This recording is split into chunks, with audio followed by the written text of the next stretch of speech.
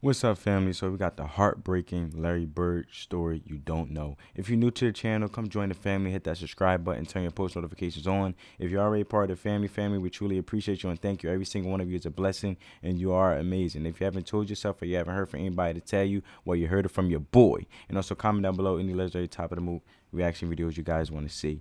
Get this video a big thumbs up. It helps crush that YouTube algorithm and it's totally free. So I ain't gonna do no more talking, family. Let's just straight up into the video. Let's go. We've seen a fantasy game, a dream game. We've seen the league go back and forth, you know, and crowd is standing up. Right up again! All right, Ainge is going to put the ball into play. And they win the ball. Moments like these were commonplace at the TD Garden over the course of Larry Bird's illustrious NBA career.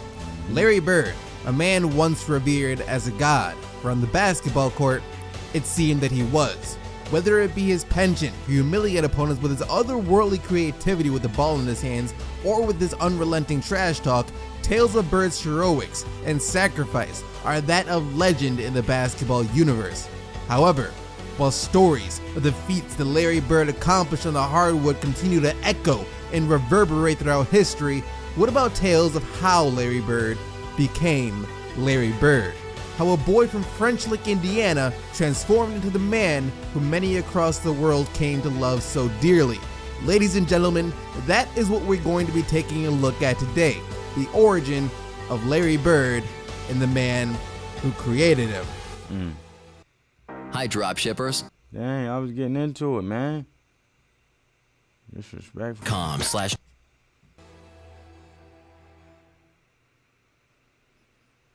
Shout out to SeatGeek for sponsoring this video. SeatGeek, the world's best way to purchase tickets to NBA games or any other live events, with a host of features, including being able to see a view from a seat before buying a ticket, a rating system for prices to make sure you're getting the best deal available, and also getting $20 off your first order by using the promo code SDC at checkout. The app really is a must-have for anyone who attends or plans to attend live events. Once again, thank you to SeatGeek for sponsoring this video, and I'll have the link so you can download the app down in the description box below. Let's face it, a majority of NBA players don't emerge from the most ideal circumstances. True. As for the most part, their early lives are filled with turmoil and grief caused by the effects of crippling poverty. Exposure to such an environment at an early age oftentimes being the catalyst that fuels their desire, their need for greatness. Born into a situation that affords them with very little to lose, they're able to bet it all, swing for the fences and pray that their determination and efforts will someday pay off and provide both themselves and their families with a lifestyle That D-Rose, man. that goes well beyond anything they would have previously been able to comprehend. Especially in today's world, where being elite in between the four lines found in the hardwood result in riches that most couldn't fathom even in their wildest Yo, LeBron look like, yo, my man look like he's sitting on the floor of the bed of his car. of dreams. That, though, wasn't necessarily the case for Larry Bird. Now, don't get me wrong, his upbringing was far from anything that would be considered ideal, but what was different about Bird was that his passion for the game of basketball didn't come from the thought of the riches that would come his way as a result. Since back in the days of Bird's youth, being a professional basketball player was more or less a side hustle as opposed to a lucrative career. Wow. Wow. I wouldn't have known that. And the NBA as a whole at the time didn't seem like it was destined to be around much longer. With the Jerry West, Wilt Chamberlains, and Bill Russells of the world all retired, the league was now faced with the problem of not having adequate enough star power to overshadow the infestation of players addicted to various illegal substances. All right, that makes sense, you know what I'm saying? Because marketing, you know what I'm saying? They got to market jerseys. Like, for example, I'm closer to the Philadelphia Sixers. Do I like the Sixers? No. But the simple fact is every time they don't have a player that's eligible enough or meet the credentials to market their jersey to be known in the Philadelphia, arena, Wells Fargo Center, they always go back to using AI as one of the top credential meeting their accolades, expectation to market his jersey when need so be. So with all of that in mind, the question of what in the world drove Larry Bird to become the legendary player that we all know him as today becomes that much more intriguing as a result. And to find the answer to that question, you need not look any further than the people responsible for bringing him into the world in the first place. 4 kids. Joe and Georgia Bird. Growing up wasn't always easy for me. My family didn't have much, so we appreciated anything we had. The way I grew up was very different from most people who I have met. Very different than most people grew up is nothing short of an understatement. Born and raised in French Lick, Indiana, for the longest time Larry Bird was unaware of the depths of financial disparity that his family faced, mostly because in the small town of French Lick, everyone was poor. Both his father and mother worked tirelessly throughout the week in order to provide for Larry and his 5 siblings. Yeah, man, it's even harder nowadays with inflation going up. Just imagine back then. Today's on steroids. His mother as a waitress at 2 different restaurants, while his father constantly switched from working one factory job to another. With his parents working long hours throughout the day, Bird and his siblings were often left searching for ways to occupy their time outside the house, which for the longest time was done through the sport of baseball, which he and his brothers enjoyed playing on a concrete field not too far from his home, which in retrospect might not have been the best idea since errant balls typically resulted in broken windows that the Birds couldn't afford to fix. It was during these tough times, however, that Bird learned some very important life lessons that he would carry with him throughout his playing career, of which none were more important to Bird than the concept of working hard for a day's pay no matter what the circumstances. Yeah. A lesson Bird See, at the end of the day, you got to change your mindset to change the outcome of your circumstance, or you be the product of your circumstance staying stagnant in that circumstance. Or you put in the work and manifest. will learn from his God. father. See, even though Joe Bird switched jobs on a regular basis, he seemed to always take pride in whatever work it was he was doing at the time. When you're doing something, make sure you see it to the end. Put the finishing touches on it, then you can have something to be proud of. Facts. In essence, that is what Joe Bird told his son Larry that instilled the belief in Larry that no matter what happens throughout the course of a season, awards, accolades, milestones, it was all meaningless unless he and the Boston Celtics finished the year by winning a championship. After all, how could someone as competitive and driven as Bird ever take pride in losing? This was the guy who played through numerous injuries that would have sidelined other players all because he wanted to see the job to completion. Unless he He's seeing it through. could not physically walk out of the court, Larry Bird was going to give you everything that he had.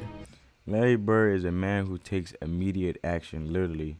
Which happens to be another trait that Bird picked up from his father, as Larry recounts a time when his father came home from working a long day of construction aided by 3 other men. The man had to help Joe Bird not only walk home, but also take off his boots as Joe's foot had been badly mangled on the job. According to Larry, it looked like someone had taken a sledgehammer to it. Despite that though, Larry said his father Joe never complained a single time, but instead merely propped his foot up, grabbed a couple of beers, and when morning came, laced up his boots as tight as he could, and went back to work. See, Joe Bird realized that missing even a single day of work will result in his family being unable to eat that day. With his wife working 2 jobs in order to make ends meet, how could he stay home from work just because of a jacked up foot? The man had his pride after all. Yeah, it's like that now. Like, people have to work or literally they won't eat.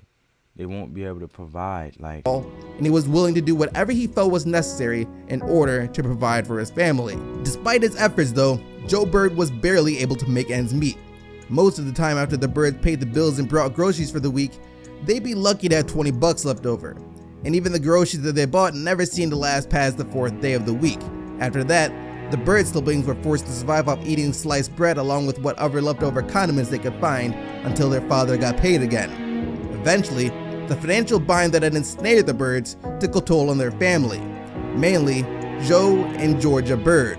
With Joe refusing to sell a house that they could no longer afford, the prospects of any type of change in the near future looking bleak, Joe and Georgia eventually divorced, forcing Joe to give up the house and move back in with his parents.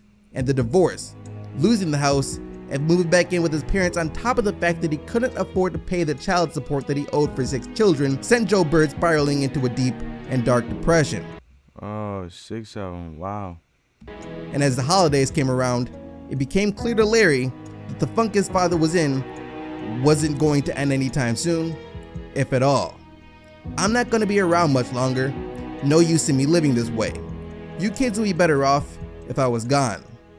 When those words traveled from the mouth of Joe Bird into the ears of his adolescent son Larry, even at a young age, Larry knew what was going to come next, even if everyone else thought Joe Bird was just trying to make another one of his melodramatic attempts at a joke. It was no joke. Having served in the Korean War, Joe Bird knew that if he died, his family would receive a lump sum of money from the government, and for a guy who felt he could no longer provide for his family, his own death seemed like the only option. One morning, not too long after, police showed up to Joe Bird's current residence at his parents' house with a warrant for his arrest due to past due child support payments. Seeing as to how small of a town French Lick was, the officers knew Joe Bird, and Joe Bird knew the officers, which is why when he asked them for an hour or two to get his things in order, they obliged, saying they'd be back later that day to take him in. By then though, it would be too late. After the officers left, Joe Bird used the time to say his final goodbyes to a few of the people he was closest to in town, headed to the pub for a final pint of beer, went back to his parents' home, and ended his own life in their backyard with a shotgun. Wow. His family was devastated. At the time, Larry was 19 years old and just beginning to ascend into the player who, alongside Magic Johnson, would breathe a breath of life into the exasperated NBA, making it even sadder, since had Joe Bird stuck it out just a little while longer. Wow, man, this is so heartfelt. Give me chills to my body. Things would have started to turn around for both him and his family more than he could have ever imagined. Wow. Just wow, man. I'm speechless.